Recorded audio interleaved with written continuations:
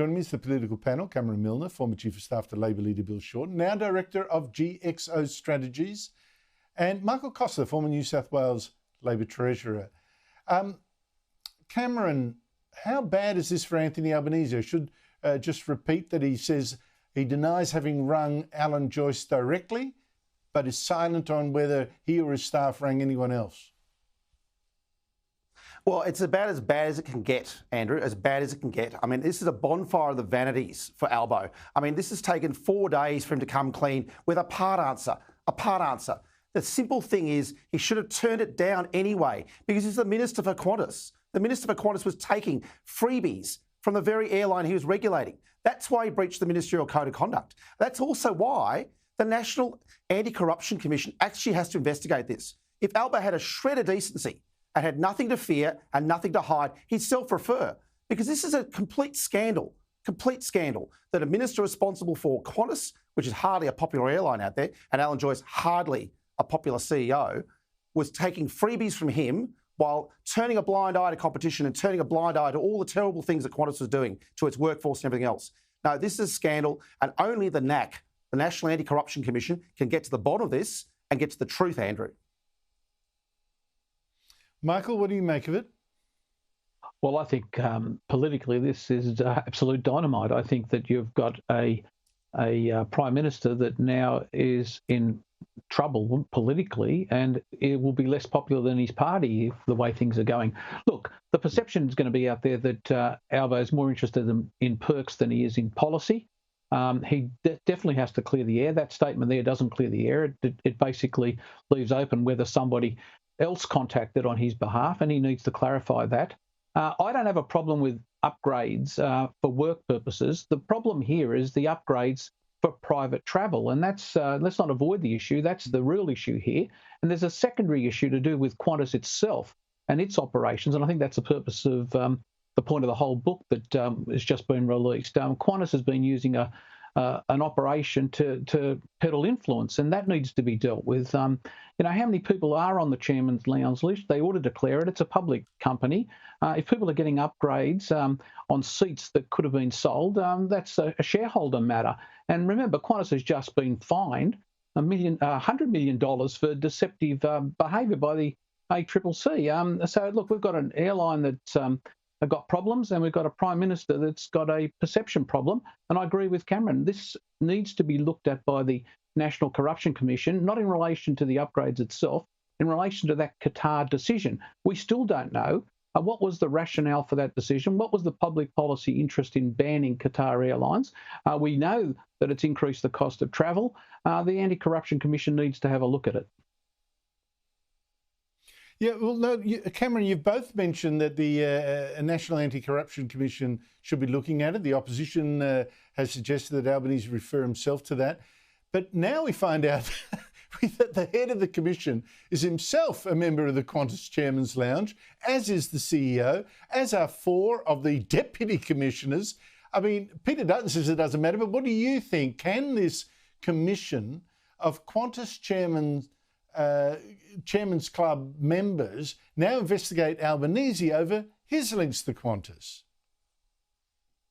Well, just being in the Chairman's Club doesn't mean that you're corrupt or that you've got a problem. So let's set that aside. I mean, I think it's an image problem. I agree with Michael that Qantas should absolutely axe the Chairman's Lounge after this. It should be gone. There's a grift that it involves, the graft that it involves, shouldn't be in Australian politics any longer. But no, I think the NAC is set up by Albanese, by Dreyfus, to get to the very bottom of these sorts of things, to restore public trust in decisions that ministers have made.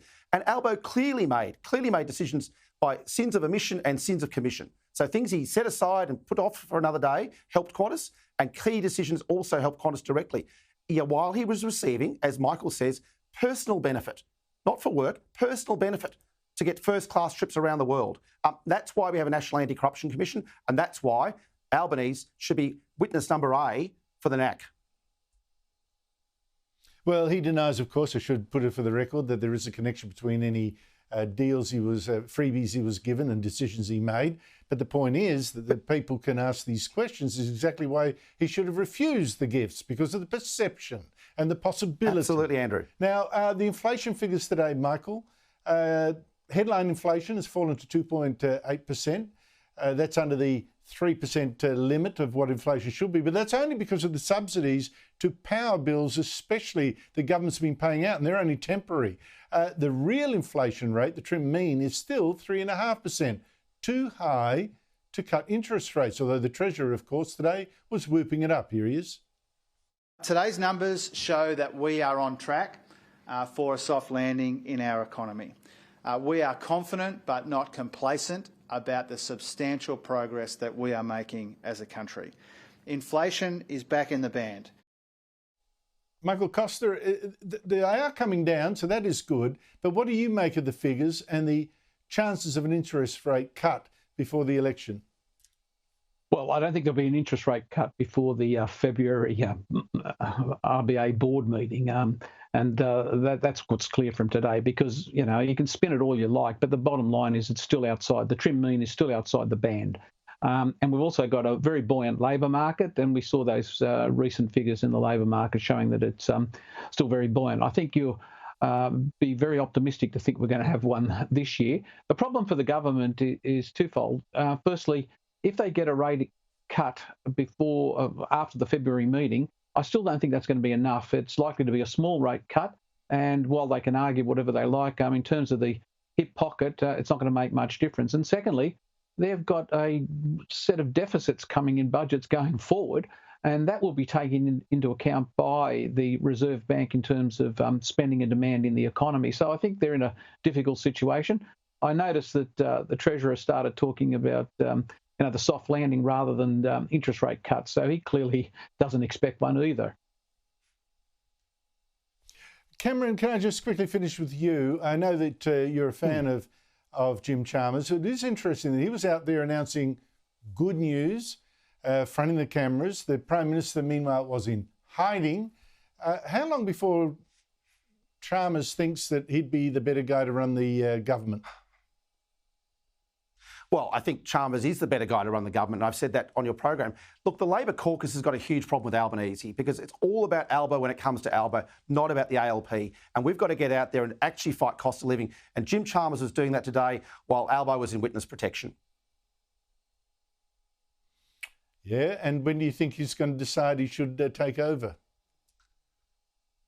Well, I think caucus has got to move, and I think the next 3 weeks in November are critical for caucus members to come back from electorates to work out whether Albanese can actually do what needs to be done during the campaign. Because goodness knows, the last week and the week before with the $4.3 million retirement home are disastrous. And that was an election campaign. Labor would be gone. Yes, I think he might just be saved, Albanese, by this, or coming a bit late in the season, but you never know. We shall see. Michael Costa, Cameron Milner, thank you very much to you both.